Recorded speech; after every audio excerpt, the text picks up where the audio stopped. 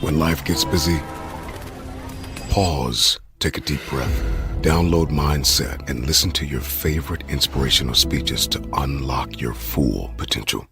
I believe that if we are honest with ourselves, that the most fascinating problem in the world is, who am I? What do you feel when you say the word I? I, myself. I don't think there can be any more fascinating preoccupation than that, because it's so mysterious, it's so elusive. Because what you are in your inmost being escapes your examination in rather the same way that you can't look directly into your own eyes without using a mirror. And that's why there's always an element of profound mystery in the problem of who we are. This problem has fascinated me for many years, and I've made many inquiries. What do you mean by the word I? And there is a certain consensus about this, a certain agreement. Most of us feel I, ego, myself, my source of consciousness, to be a center of awareness and of a source of action that resides in the middle of a bag of skin. And so we have what I have called the conception of ourselves as a skin-encapsulated ego. Now, it's very funny how we use the word I. If we just refer to common speech, we are not accustomed to say, I am a body. We rather say, I have a body. We don't say, I beat my heart, in the same way as we say, I walk, I think, I talk. We feel that our heart beats itself, and that has nothing very much to do with I. In other words, we don't regard I myself as identical with our whole physical organism. We regard it as something inside it. And most Western people locate their ego inside their heads. It is not so in other cultures. When a Chinese or Japanese person wants to locate the center of himself, here, to what Japanese call the kokoro, or the Chinese call shin, the heart, mind. This, I have concluded, is the ordinary, average conception of what is oneself. And look at the way children, influenced by our cultural environment, ask questions.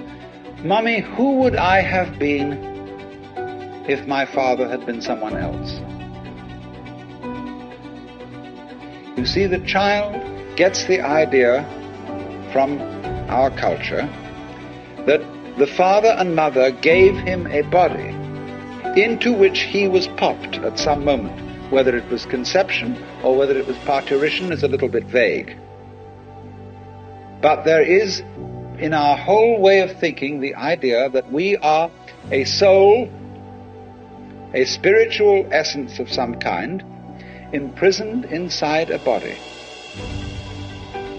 and that we look out upon a world that is foreign to us.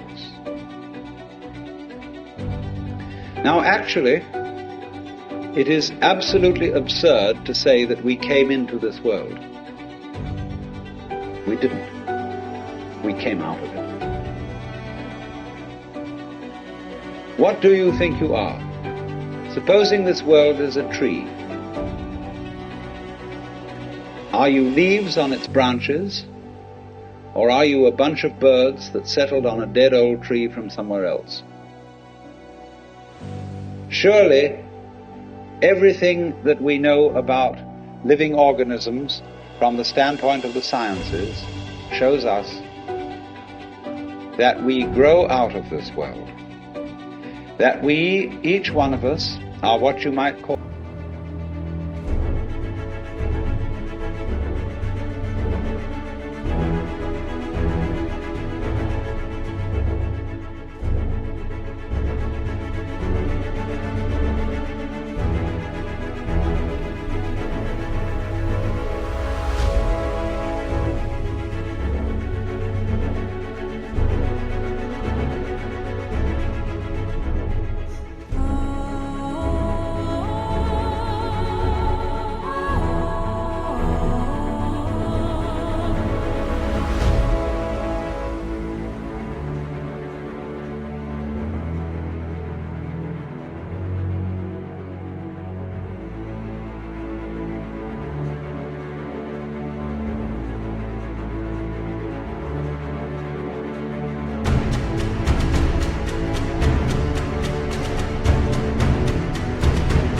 symptoms of the state of the universe as a whole. But you see, that is not part of our common sense. Western man has for many centuries been under the influence of two great myths. When I use the word myth, I don't necessarily mean falsehood. To me, the word myth signifies a great idea in terms of which man tries to make sense of the world. Now, the two images which have most profoundly influenced Western man are, number one, the image of the world as an artifact,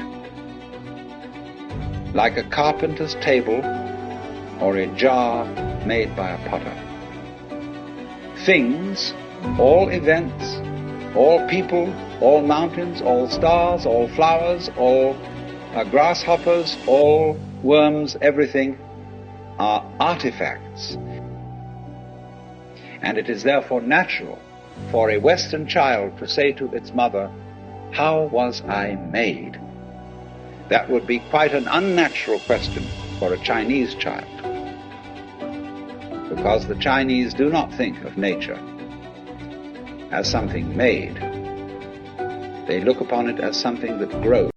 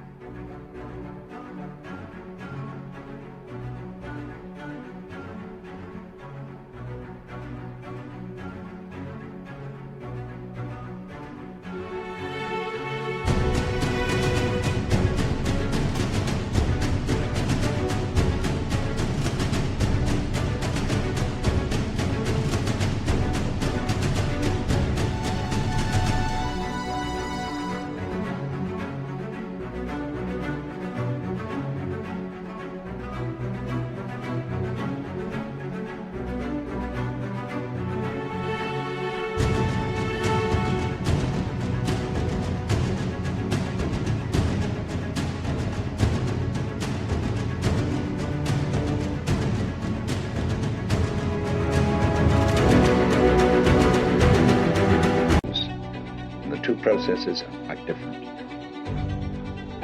When you make something, you put it together, you assemble parts, or you carve an image out of wood or stone, working from the outside to the inside. But when you watch something grow, it works in an entirely different way. It doesn't assemble parts. It expands from within and gradually complicates itself, expanding outwards, like a bud blossoming, like a seed turning into a plant. We got another myth, the myth of the purely mechanical universe. This was invented at the end of the 18th century, became increasingly fashionable throughout the course of the 19th century and well into the 20th century, so that it is today's common sense. Very few people today really believe in God.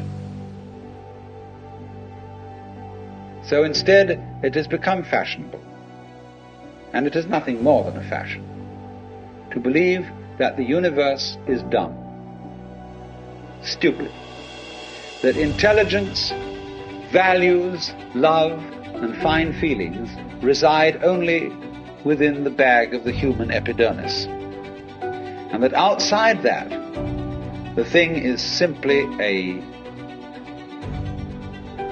kind of a chaotic, stupid interaction of blind forces.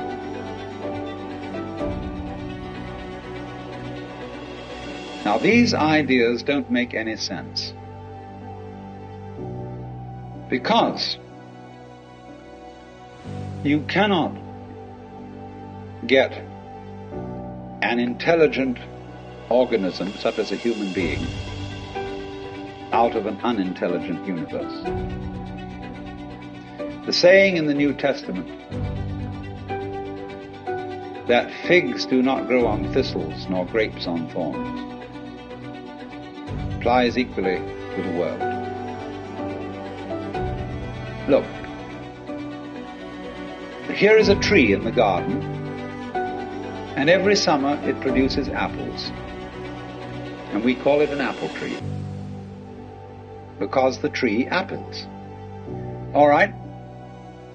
Now here is a solar system inside a galaxy, and one of the peculiarities of this solar system is that at least on the planet Earth the thing peoples, because you see, we grow out of this world in exactly the same way that the apples grow on the apple tree. We've been hoodwinked into the feeling that we exist only inside our skins.